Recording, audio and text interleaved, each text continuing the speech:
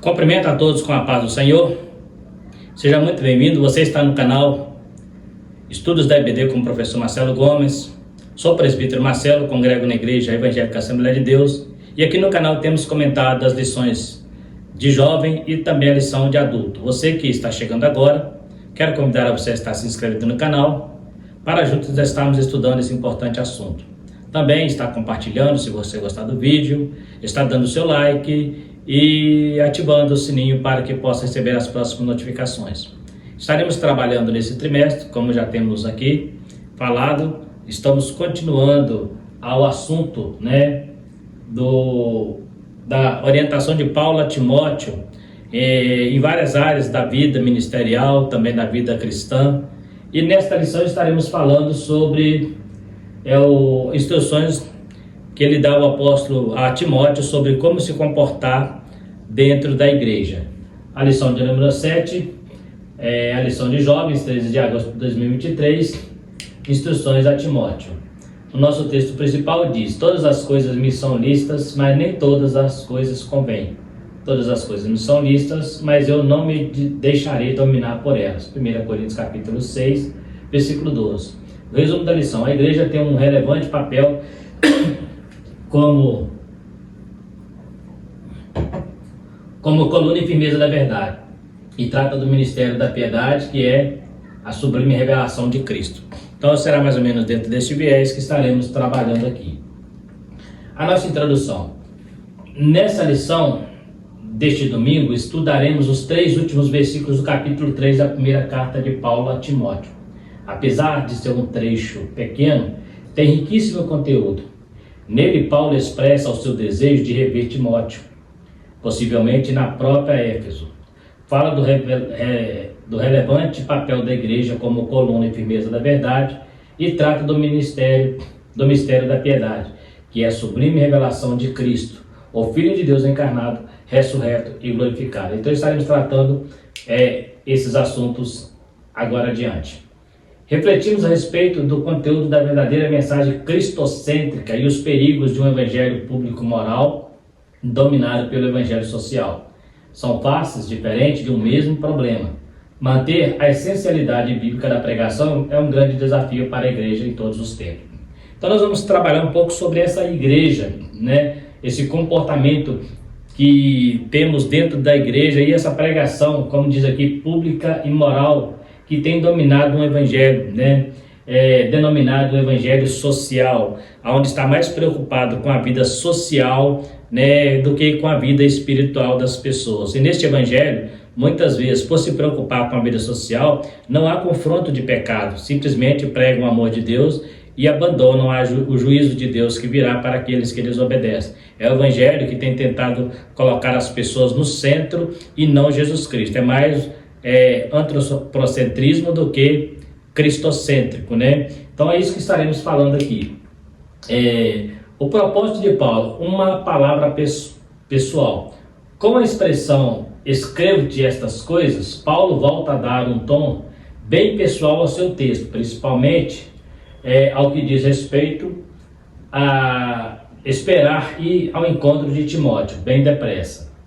Isso demonstra que Paulo pretendia retornar da Macedônia, na Europa, para a Ásia Menor, atual Turquia, a fim de reencontrar seu amigo e fiel cooperador. Então a gente vê aqui que ele começa essa carta do apóstolo, essa instrução, com um requinte, um toque pessoal, dizendo que era para que Lucas fosse ter com ele e que ele tinha vontade, o desejo de estar encontrando com Timóteo, melhor dizendo, E ele demonstra esse desejo, mas veremos logo adiante que parece que isso não foi possível, porque Paulo aqui está no final do seu ministério, aqui provavelmente preso em Roma, onde ele dali seguiria para o seu martírio, Então é uma possibilidade que ele não tenha concretizado esse desejo.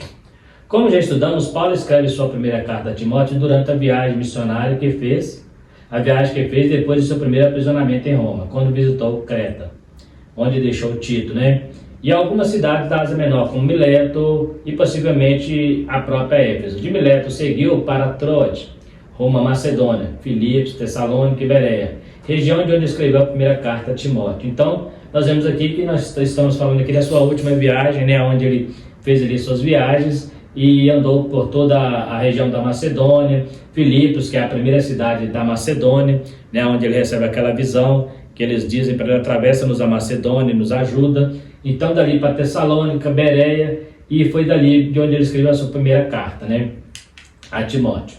Eu vou adiantar aqui que essa parte aqui é mais técnica. Mudanças de plano. No versículo 3 do capítulo 4, Paulo também expressa o seu desejo de encontrar novamente com Timóteo. Mas não há nenhuma evidência de que tenha havido seu retorno para a Ásia Menor. Escrevendo a Tito algum tempo depois, o apóstolo reafirma que pretendia passar o inverno em Nicópolis, na costa ocidental da Grécia, ainda mais distante de Efésios. Significa que ele estava mais distante do que de onde ele estava quando ele demonstrou o desejo de encontrar Timóteo, né?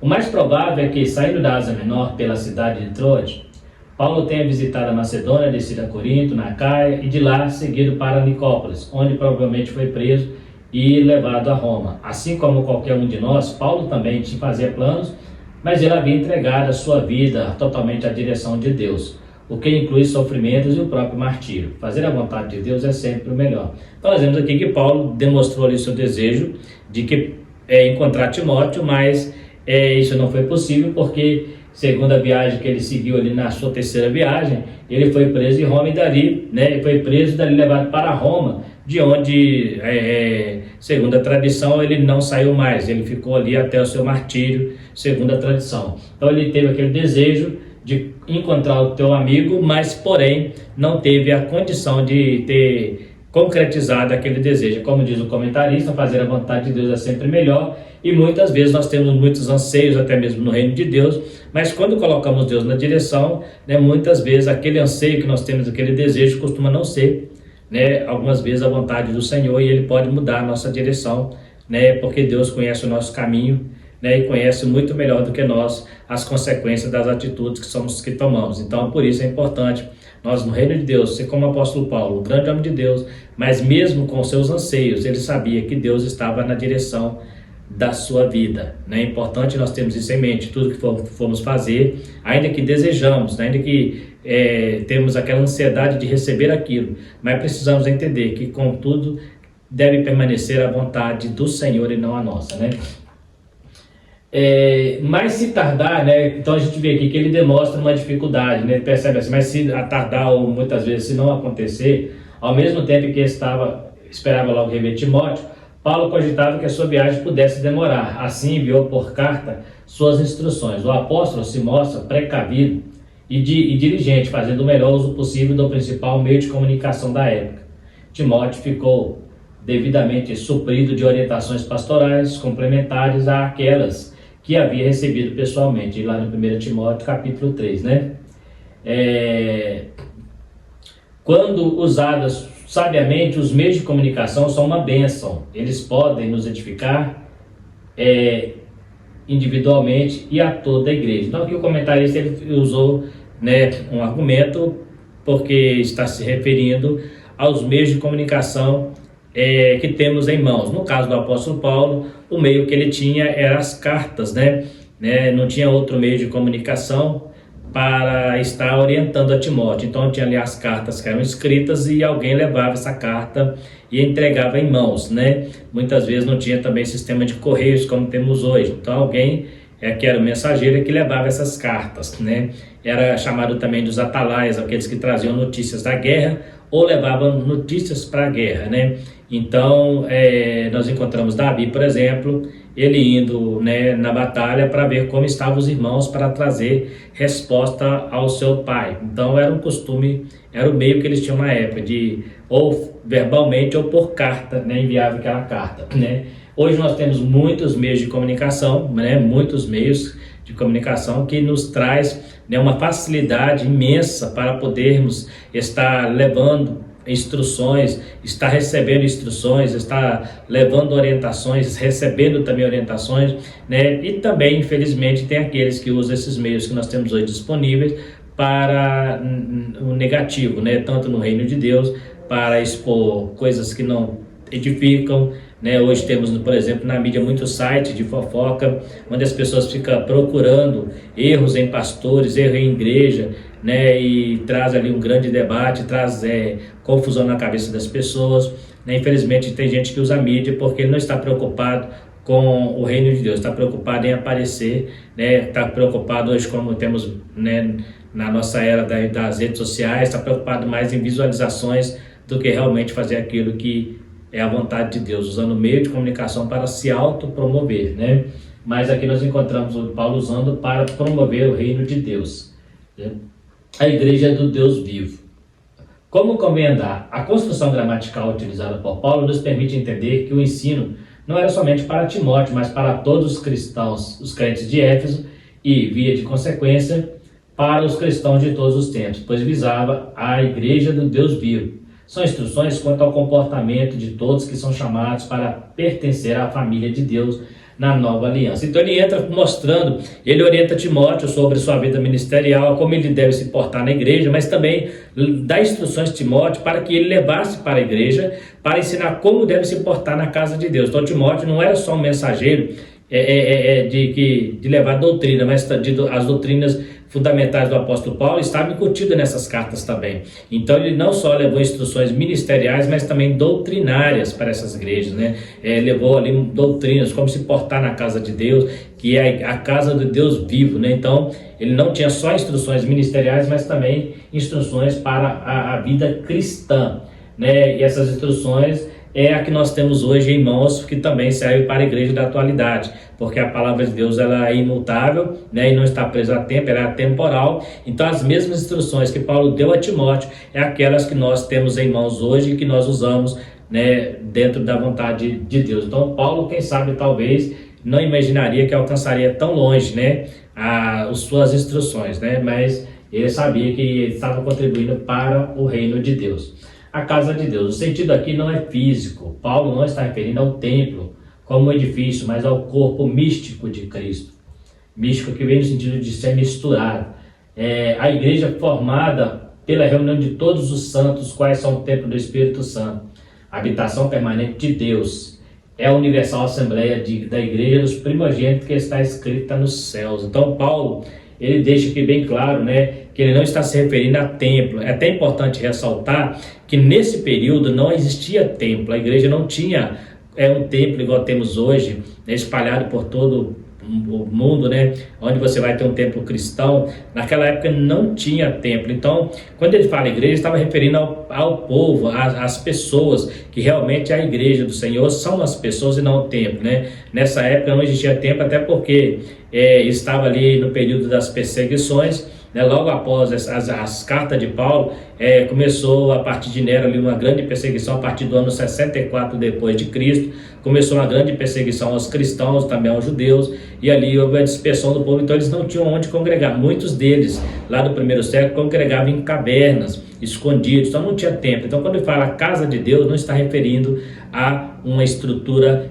física, né? Então é importante saber isso. Por quê? Porque até hoje tem pessoas que misturam as coisas. Tem pessoas que falam, você tem que vir para a casa de Deus. O templo que nós congregamos, ele só é casa de Deus porque estamos lá. Mas na verdade ele nunca foi casa de Deus. Ele é só um prédio onde reunimos. Porque a casa de Deus somos nós. O templo de Deus somos nós. Não é parede, não é prédio, isso não é casa de Deus. Ainda que a gente coloca lá como se fosse casa de Deus, aquilo no sentido simbólico, porque a realidade não é essa. Então muitas vezes nós precisamos entender que a verdadeira igreja é composta de pessoas, né? A nossa verdadeira comunhão, né? Então nesse período na igreja tinha, e aqui já falava da palavra eclésia, não estaremos vendo mais adiante, né? E é interessante você saber também que o primeiro templo cristão que se tem história é conhecido a partir de Constantino, né, que é a Basílica de São Pedro e a de São João de Latrão, né, que é lá pelo ano 320 e 330 depois de Cristo. Então esse foi o primeiro templo cristão. Há um indício de um primeiro templo cristão também lá pelo ano 250, que é o templo de São Jorge, né, mas ele não é comprovado historicamente. O mais comprovado é a partir de Constantino, onde ele abraça o cristianismo e ali então ele permite, através da sua mãe, né, a Santa Helena, ela constrói o primeiro templo que é a Basílica de São Pedro. Então, ele é o templo cristão mais antigo do mundo. Então, nós temos aí pelo menos 3 séculos onde a igreja congregou em casas, 3 séculos onde a igreja congregou em cavernas, não tinha um templo, não tinha uma estrutura física, mas a igreja mesmo assim, ela cresceu, porque a igreja não depende do templo, o templo é só um lugar para colocar as pessoas, mas não é a casa de Deus. Aí você diz assim, Davi diz, alegrei-me quando me disseram, vamos à casa do Senhor. Quantas vezes você já viu alguém pregar esse versículo, né? Se referindo ao templo, né? No caso de Davi é um caso atípico, é um caso diferente. Por quê? Porque no tempo de Davi, Deus realmente estava presente no templo. Ele disse, eu colocarei meu nome nesta casa, e se você tiver que orar, tem que ser virado para ela. Então, quando Davi fala, no caso de Davi, ainda muito mais, que nem templo existia. Então, o que era templo para Davi? Era onde estava o tabernáculo, era onde estava o altar. Ali Deus se manifestava diante da arca, né? Então, ali era o templo para ele. No templo do Velho Testamento, realmente Deus, ele não habitava nas pessoas como o templo do Espírito Santo, como habita hoje. Então, se a pessoa quisesse ouvir Deus, ou ele tinha que ouvir através do profeta, ou ia até o templo, ia receber ali a ministração do sacerdote. Então, realmente, no caso de Davi, ele ficava alegre quando ele podia estar indo para lá, porque era o lugar de adoração. Não quer dizer que ele não podia adorar a Deus fora do templo, mas quando se trata de igreja, igreja no Velho Testamento era o tabernáculo e posteriormente o templo de Salomão, nos templos de Jesus, né, um pouco antes do templo de Zorobabel, depois o templo de Herodes. Então ali realmente era a casa de Deus. Inclusive o próprio Cristo chama lá de casa de oração, a casa do meu pai. O próprio Cristo, dentro de uma cultura hebraica, ele entendia que aquela casa ainda era a casa de Deus. A partir do cristianismo, ele falou assim, agora não é em Jerusalém e não é nem aqui no monte, mas onde estiver 2 ou 3 eu estarei no meio de vós. E o Paulo fala, vós sois o templo de Deus. Agora mudou a estrutura, e para não ficar pedra sobre pedra que não seja derribada. A ideia de Deus era derrubar o templo de Jerusalém. Por quê? Porque ele estava levantando uma nova igreja, uma nova coluna, um novo templo, que seria a igreja, o templo do Deus vivo, onde Deus habitaria realmente nas pessoas. Então a gente vê como é importante, né, chamar a Universal Assembleia dos Primogênitos. Jesus anunciou aos discípulos a edificação de sua igreja, edificarei minha igreja, usando o termo grego bem conhecido na época, eclésia, ou eclesia, formado de ek para fora de eclésia, chamado, de acordo com a Bíblia de Estudo Pentecostal, tem um sentido literal de reunião de um povo por convocação. É para esse povo, portanto, que são dignas dirigir as instruções paulinas.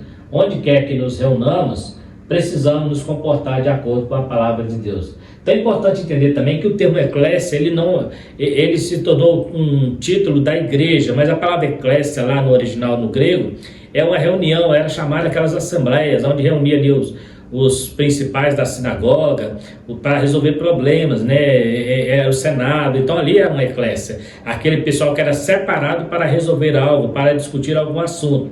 E aí então, como a igreja também foi separada, ela terminou herdando para si esse título de igreja, de eclesia, porque também somos separados, né, para uma situação diferente, né, separado do restante do mundo, para Deus, aqueles que o aceitam, né? Então, mas o termo, a princípio, ele já existia antes da igreja. Então, a palavra igreja, no grego, ela já existia antes mesmo da igreja de Cristo nascer, porque era um termo usado ali pelos gregos, os próprios judeus nas suas reuniões, usavam muito o termo eclesia, que significa separados para fora, né?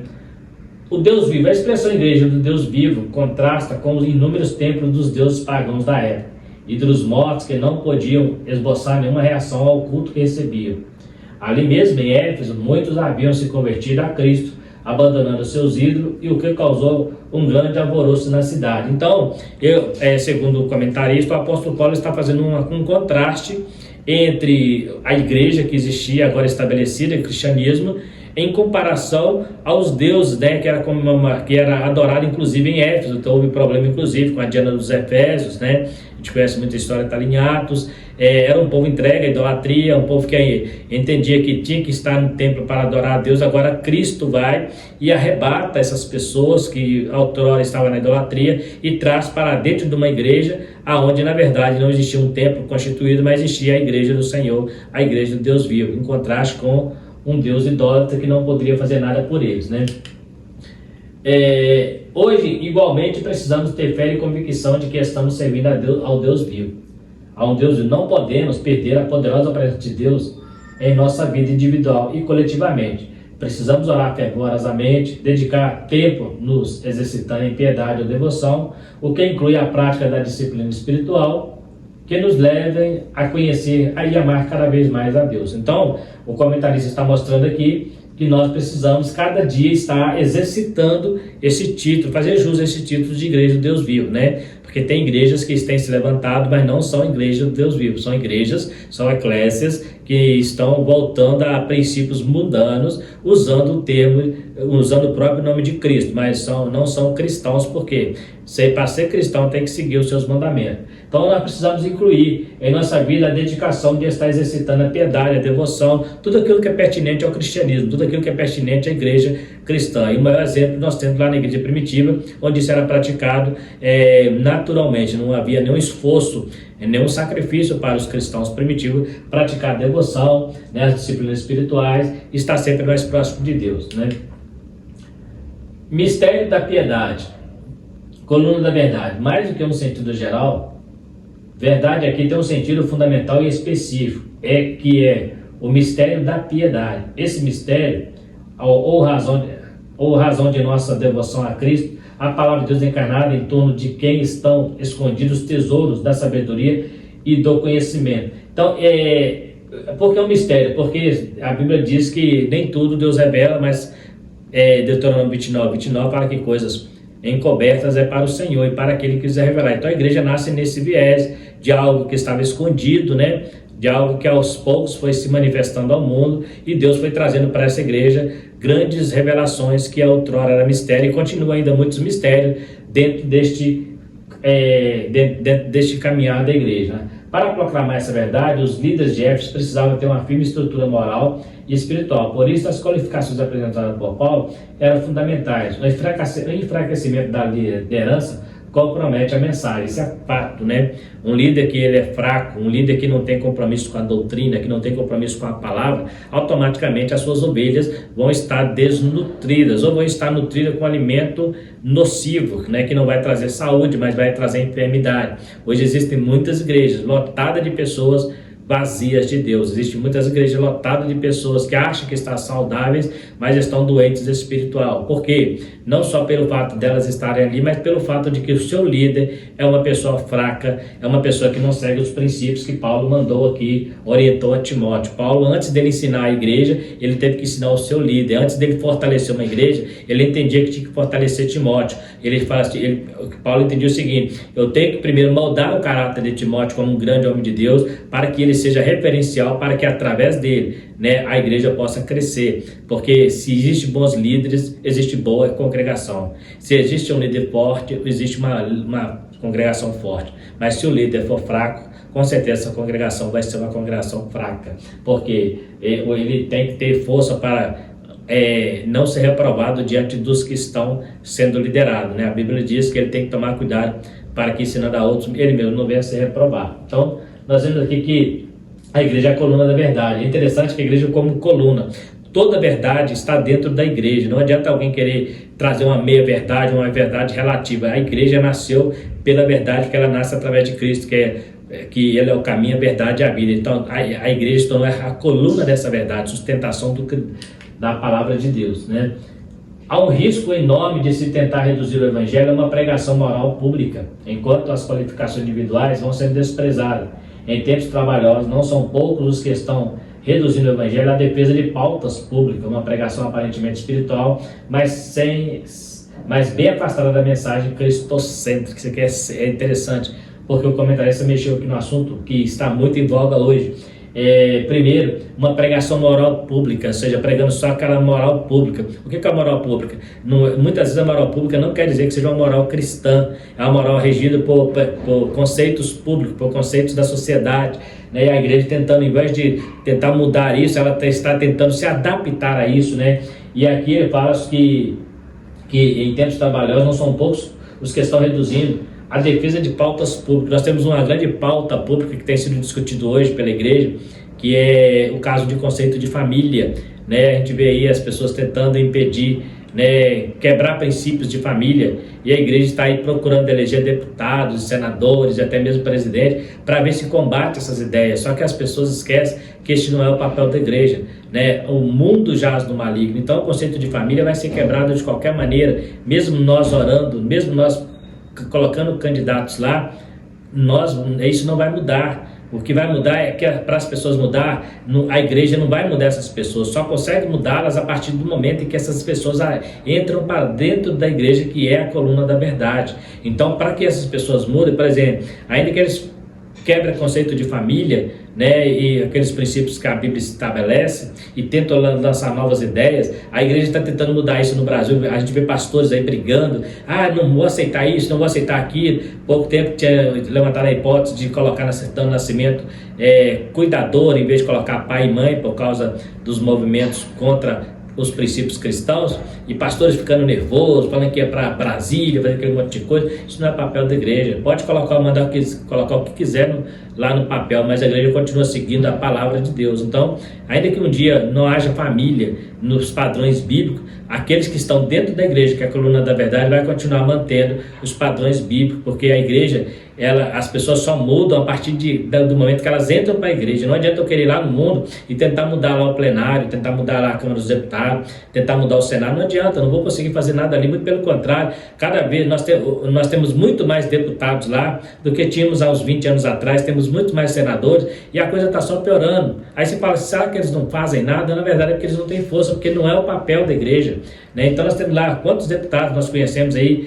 cantores, pregadores que viraram deputados e dizem que cheguei lá para representar a igreja. Não está mudando nada, o mundo está de mal a pior. E pode colocar toda a Câmara de deputados só evangélicos, pode colocar todo o Senado de só de evangélicos, e até o presidente da República só de evangélicos. Mesmo assim, o mundo vai continuar do jeito que está, porque eles jazem do maligno. Esse não é o trabalho de campo da igreja. O trabalho de campo da igreja é na vida das pessoas, é no coração, é nas almas, para trazê-las para dentro do contexto cristão. Então não tem que tentar mudar o mundo e deixar a pessoa lá, mas preciso trazê-la para dentro da igreja para ser tratado dentro da igreja. Observe que o pastor que busca a ovelha ferida, ele não cura ela lá, ele traz ela para dentro do redil, para ali atar suas feridas. Então a igreja veio para salvar a humanidade, né? Ela não vai transformar o mundo, mas vai transformar as pessoas que vivem neste mundo. A gente precisa ter esse cuidado, achar que vamos votar num candidato que ele é cristão, ele é pastor, e vai chegar lá e vai mudar aquilo tudo. Não vai. Isso não é papel da igreja, não é pela política pública que nós vamos mudar essa sociedade. Nós vamos mudar a sociedade pela pregação da palavra genuína, pela pregação do evangelho. É o que aqui nós estamos aprendendo, esse evangelho de políticas públicas, tentando mudar coisas, né? Preocupado com essas novas ideias de banheiro de toads, né? Isso vai acontecer, queira você, queira não, isso vai acontecer. O que nós temos que fazer é preparar nossas crianças, nossos filhos, para sobreviver a isso e manter o seu caráter cristão, né? Porque hoje tudo é preconceito. Então a gente tem que tomar muito cuidado para não mudar essa mensagem do evangelho. E temos mais à frente aqui uma outra situação também, que estaremos falando da outra maneira de se pregar o evangelho. A verdade libertadora, a única mensagem libertadora é o evangelho bíblico, que acabei de falar, completo, que expõe o mistério da piedade, encarnação, morte, ressurreição e glorificação de Cristo, e o seu poder regenerador, justificador e redentivo eterno. Esta mensagem, somente ela, tem o poder de libertar o homem e dar-lhe uma força interior para vencer suas próprias inclinações pecaminosas, afastando-a de toda a imoralidade e mundanismo. Então, observa que é afastando da imoralidade e mundanismo, não é tentando mudar o mundanismo, não é tentando resolver a imoralidade, mas afastando essas pessoas destes lugares, trazendo para dentro do seio da igreja, que é a coluna da verdade. Então, a gente vê aqui, e a mensagem que muda, e aqui o comentarista deixou bem destacar, e somente ela tem o poder de libertar o homem, é somente através da palavra. Não adianta tentar levantar leis civis, medidas provisórias, não adianta entrar na política para tentar mudar o país, que não vai mudar. Só a única coisa que muda é a palavra de Deus. Então nós precisamos ter essa consciência. Aí você diz, então Marcelo, nós temos que ser passivos? Não. Podemos sim ter nossos representantes, podemos sim colocar pessoas cristãs lá, mas não podemos colocar nossa esperança neles, né? Eles podem até tentar defender alguma coisa, mas a nossa esperança tem que ser sempre a pregação da palavra. A igreja nessa época que Paulo aqui, eles não tinham nenhum privilégio político, eles eram tratados nessa época como escravos, eram escravos do Império Romano, tanto é que eles eram perseguidos, e a igreja manteve a sua pureza, a igreja manteve a sua caminhada. Você não vê Paulo mandando alguém fazer panelaço lá em frente ao Império Romano, até porque eles morreriam, que na época era ditadura mesmo, era o rei era, né, o monarca ali, o imperador, ele era cruel, então eles não tinham direito a algum político, né? Enquanto se tratava de coisas morais, o Império Romano estava entregue, estava de mal a pior, mas ali estava a igreja vivendo ali. Então a gente precisa ter esse cuidado para não entender que nós estamos aqui não é para mudar a sociedade, mas para mudar as pessoas que estão na sociedade, e essas pessoas só vão conseguir mudar a partir do momento que elas entrar para dentro da igreja. Não adianta eu querer mudar um conceito lá, mas isso não vai mudar no coração das pessoas, porque só a palavra pode fazer isso, né? Então, afastando, observa que Daniel estava na Babilônia, chegou a ser governador, mas ele nunca mudou a Babilônia. Ele nunca conseguiu tirar a idolatria de Babilônia. Sadraque, Mesaque e Abednego estavam lá, mas nunca conseguiram mudar a idolatria de Babilônia. Mas eles manteve puro, ficou ali puro diante daquela idolatria. Chegou até a ser prestigiado pelo imperador, mas não podia fazer nada pelos seus irmãos judeus que eram escravos. Por quê? Porque eles também eram servos de honra, mas eram também escravos, e eles mantinham ali a sua integridade espiritual, mas não conseguiam mudar. Teve até alguns episódios em que eles precisou até de Daniel, nós conhecemos lá o livro de Daniel, em que o rei teve que pedir ajuda a Daniel para a interpretação de sonhos, mas isso não mudou o Império Babilônico, né? Por quê? Porque Deus muda as pessoas, e não o mundo jaz no maligno, né?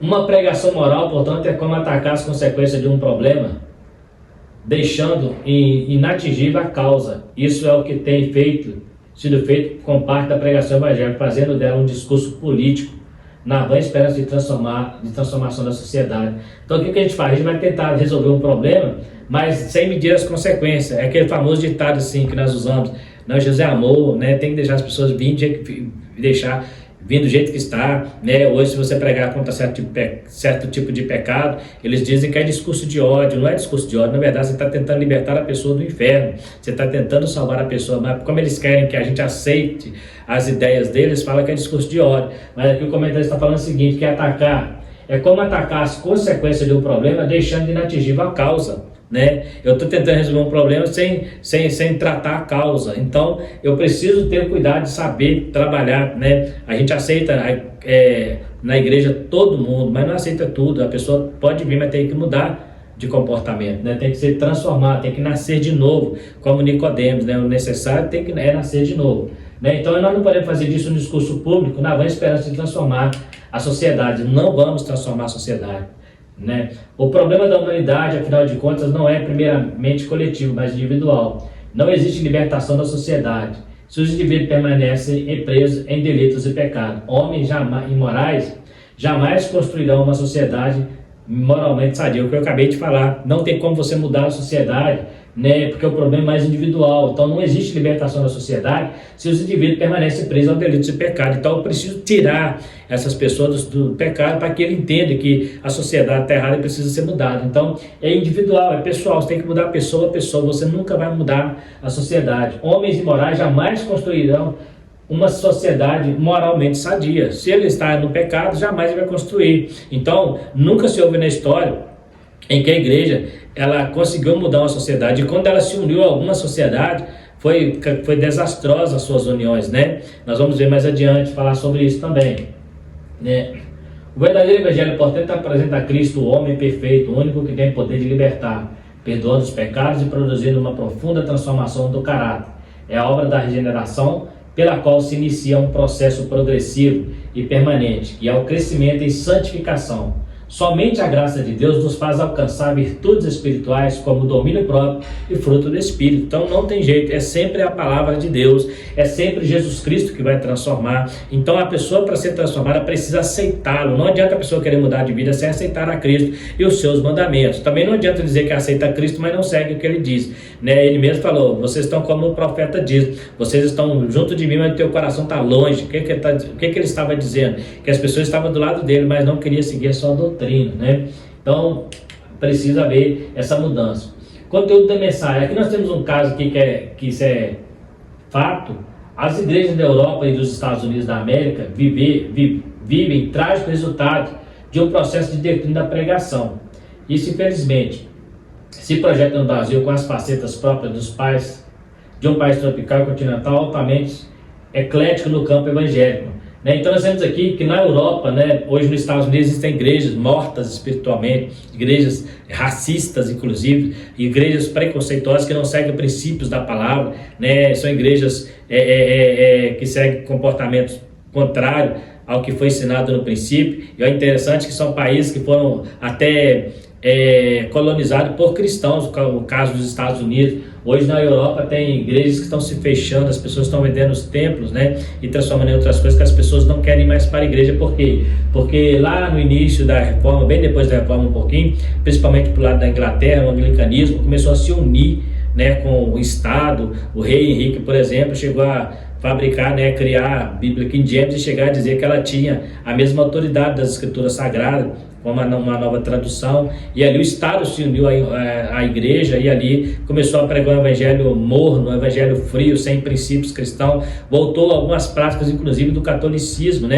e ali a igreja aos poucos foi morrendo, foi morrendo espiritualmente, até que chega depois, os pentecostais, que trouxe um avivamento mais forte para o Brasil, principalmente começando na Rua Azusa. Mas a igreja estava morrendo por causa da união que essas igrejas da Europa e dos Estados Unidos tiveram com os países, com a política, envolveu muito com a sociedade. E começou ali, como Constantino, quando se converteu, entre aspas, ele entra para dentro da igreja, a igreja começa a perceber: agora não somos perseguidos, vamos deixar de falar muito pesado para não espantá-los, e achou que estava ganhando. Na verdade, foi o momento em que a igreja começou a morrer, foi no momento que ela se uniu com o Estado. Então, quando a igreja começa a se unir com políticas públicas, com políticas sociais, e esquece da principal, que é espiritual, não estou dizendo que ela não tenha que envolver, mas não pode ser ali o livro de cabeceira, não pode, o livro de cabeceira da igreja sempre será a palavra de Deus. Então nós vemos aqui que isso está chegando no Brasil, infelizmente se projeta no Brasil com facetas próprias de um país tropical e continental altamente eclético no campo evangélico. Há também o movimento da psicologização, pela inserção de conteúdos motivacionais e de autoajuda, como a teologia coach. É interessante que aqui nós temos um caso, hoje é muito comum, por exemplo, pastores, quando têm dificuldade com certos problemas, principalmente na área de psicologia, com aquela ideia de que não se deve desprezar as ciências humanas, eles estão mandando pessoas para consultórios de psicologia, para psicólogos resolver. Muitas vezes o psicólogo, a pessoa chega lá no psicólogo, o que o psicólogo vai orientar para ele? Muitas vezes ele fala para ele: você está precisando de Deus, você está precisando de ler mais a Bíblia, você está precisando mais de amar os seus pais, você está precisando mais de compreender os seus amigos, ser mais paciente. O que ele está fazendo? Ele está fazendo exatamente o que o pastor conseguiria fazer, mas não tem mais autoridade. Então prefere tirar das suas mãos e jogar na mão do profissional. Não estou dizendo que o psicólogo não é essencial, muito, muito essencial, porque existe situação que realmente foge ao controle. Mas essa tem sido a doença do século, os problemas psicológicos, a doença psicossomática. Por quê? Hoje as pessoas estão se envolvendo com tantas coisas que estão perdendo seus focos, seu estilo de vida. Então, muitas vezes nós vemos que a psicologização e a inserção de conteúdos motivacionais. Então a pessoa vai para a igreja, tem um problema, o pastor não sabe o que fazer, ele não tem um versículo bíblico, ele não tem uma doutrina, não tem uma palavra, não tem uma oração forte, para orar. O que ele faz? Ele prefere tirar das suas costas: irmão, você precisa de um psicólogo, Mas às vezes o pastor, ele é muito mais psicólogo do que aquele que está lá no seu consultório. Por quê? Porque ele tem o maior psicólogo de todos os tempos do lado dele ali, com a sua palavra, que é Jesus. Aí você fala assim: Marcelo, então você fala que o crente não tem que ir no psicólogo? Eu não estou dizendo isso, mas tem crente que está indo por falta de oração, tem crente que está indo porque não tem fé, tem crente que está indo porque não quer ler Bíblia. Muitas vezes ele vai no psicólogo, o psicólogo fala com ele coisas que está escrito na Bíblia, Mas ele não quer ouvir do pastor, ele quer ouvir de um profissional, Então a gente tem que tomar cuidado, tem que haver um equilíbrio nessas coisas, Tem situação que realmente é o psicólogo mesmo, Tem terapia de casal, Hoje nós temos inclusive pastores psicólogos, pastores são terapeutas familiares que ajudam muito, Mas então tem que tomar cuidado para não deixar que isso seja o foco, né? Sempre o evangelho vai ser o primeiro remédio a dar para os problemas, né? E outra coisa é o evangelho coach. A teologia coach, essa teologia que temos visto aí, né? Pastores famosos como David Leonardo, né? René Kids, esses caras, né? Eles estão trazendo a teologia inclusiva, aonde coloca o evangelho coach. O que é o evangelho coach? Você vai nessas igrejas, eles não falam muito de Cristo no centro, sempre o homem, sempre você. Ele levanta a autoestima da pessoa. O coach, no geral, ele não é ruim, né? É uma palestra motivacional. O problema é quando eles tentam trazer isso para dentro da igreja. O problema é quando tentam unir isso ao evangelho, né? Porque o evangelho coach nada mais é do que levantar o astral da pessoa, é mostrar que a pessoa tem capacidade, é mostrar que a pessoa tem condição. Só que eles pegaram e uniram isso ao evangelho e terminou batendo de frente, porque o evangelho muitas vezes ele tem ensinado, né? O próprio Cristo fala: no mundo tereis aflições, no evangelho coach nunca. Se você lutar, você não vai passar dificuldade. No mundo padecereis necessidade, no evangelho coach não. Se você correr atrás, Deus vai te dar, Deus vai fazer, porque você é o foco de Deus aqui na terra, você é o centro de Deus, então creia somente e Deus vai fazer. E hoje já tem a confissão positiva dentro da igreja, né? Se você tomar posse da sua palavra tem poder, né? Isso é uma verdade, né? A nossa palavra nem sempre tem poder, quem dera. Se a minha palavra tivesse poder, igual o pessoal fala, eu falaria um monte de coisa para dar certo para mim, e tem coisas que a gente fala e não dá certo. Então a nossa palavra não tem poder. A palavra que tem poder em nós é a palavra de Deus. Observa que quando Elias, né, cura o menino, a mulher fala assim: nisso eu sei que tu és homem de Deus, e que a palavra do Senhor na tua boca é a verdade. Um dia o Jesus dando um sermão, uma mulher pula no meio e fala assim: bem-aventurado o ventre que te gerou e o peito em que tu amamentaste. Jesus falou assim: não, bem-aventurado aqueles que ouvem a minha palavra e as guardam no coração. Então essa é a verdadeira palavra, esta palavra é que tem poder, a sua não, né? A sua palavra não tem poder, né? Hoje existe uma confissão hereditária, né? Maldição hereditária. Se você falar isso, ficar falando isso aí vai vir contra você, não vai. Para acontecer você tem que procurar, né? Na nossa palavra não tem poder igual as pessoas têm que colocar. Então no evangelho coach é mais ou menos isso: se você crer, se você determinar, né? Encosta Deus na parede que vai dar certo. Então é o evangelho de autoajuda que tem tirado Cristo do centro e colocando as pessoas. E quando a pessoa se frustra, ele perde a fé até em Cristo, né? No campo pentecostal há movimento sem solidez bíblica e doutrinária, por isso rapidamente cai em descrédito, gerando frieza, incredulidade e apostasia. Como coluna e firmeza da verdade, a igreja deve sustentar a proclamação do mistério da piedade, que Paulo expressou através de um trecho de um hino bem conhecido dos crentes primitivos: aquele que se manifestou em carne, foi purificado em espírito, visto dos anjos, pregado aos gentios, crido no mundo e recebido em cima na glória. Em poucas palavras, uma profunda mensagem cristológica. Então ele fala que é aquele que foi pregado no mundo, crido, né, visto dos anjos, justificado no espírito, pregado aos gentios e recebido na glória. É um hino que eles cantavam na igreja primitiva, né, e ali mostra Cristo no centro dessa mensagem, né? É interessante que as músicas hoje também são o homem no centro, não é cristocêntrica, né? Mas é o antropocentrismo, o homem no centro. As músicas hoje, quem te viu na prova não te ajudou, né? Agora você vai estar na plateia, essa pessoa na plateia e você no palco, ou seja, como se você fosse a estrela, né? A sensação do local, né? Totalmente contra os princípios que diz que se o teu inimigo tiver fome, dá-lhe de comer, tiver sede, dá-lhe de beber. E outra coisa, quando Deus te colocar na prova, ninguém pode te ajudar, sabe por quê? Porque só pode te ajudar aquele que te colocou lá, somente Deus. Então, as músicas hoje, uma boa parte das músicas é levantando o ego. Você quer ver uma coisa? Começa a cantar numa igreja uma música que fala que vai dar tudo certo, que as pessoas vão ao delírio, dá glória a Deus, aleluia, e cai no reteté. Mas começa a pregar uma música, cantar uma música que fala da volta de Cristo, se a pessoa não vigiar vai ficar, né, que confronta pecado. As pessoas não curtem muito. Por quê? Porque isso na verdade joga as pessoas para baixo. Joga, não joga. Na verdade é porque as pessoas estão com pecados, e quando o pecado é confrontado, a pessoa se sente humilhada. Mas a Bíblia fala que aquele que é humilhado será exaltado. Então tem que tomar cuidado. As músicas também não têm a mensagem cristocêntrica como era antigamente. Apresenta a Cristo, o Filho de Deus, que se fez carne e morreu e ressuscitou como prova de sua vitória sobre o pecado, morte e inferno. Sua vida e ressurreição, assim como a sua ascensão aos céus, foi testemunhada pelos anjos. Seu nome tem sido pregado aos gentios e crido por incontáveis pessoas em todas as épocas e lugares, as quais esperam vê-lo glorificado. Então essa é a mensagem que o hino traz né, de Cristo em todo o seu ministério, desde a sua morte, ressurreição, né, sua glorificação, visto nos anjos, pregado aos gentios, e um dia esses gentios vão encontrá-lo lá no céu, salvos e remidos pelo sangue que foi derramado na cruz. Buscando o equilíbrio, ao tratar da centralidade do Evangelho, que é Cristo, não podemos imaginar que não devemos estudar muitos outros importantes temas da vida cristã, também contidos nas Escrituras. O ensino de Paulo visa como convém andar. Isso deve ser feito com equilíbrio. Por quê? O que o comentarista está dizendo é que isso não isenta a igreja de também estar preocupado com políticas públicas. Isso não isenta a igreja de também não estar preocupado com outros assuntos que até está na Bíblia.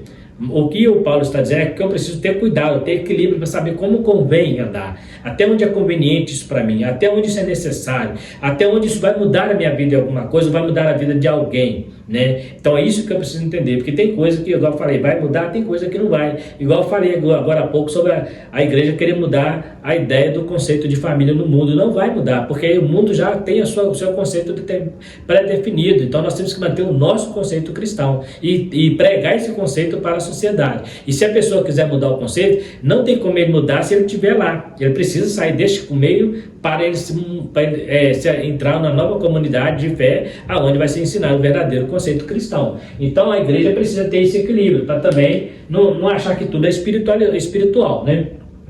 O segredo do equilíbrio é ter Cristo sempre no centro de todas as coisas, interpretando e aplicando os ensinos relativos a todas as áreas da vida. Nosso foco central deve ser a glorificação de nosso Senhor e Salvador, porque dele, por ele e para ele são todas as coisas. Glória, pois, a ele eternamente. Então, é dele, por ele e para ele. Então, tudo tem que convergir para Cristo.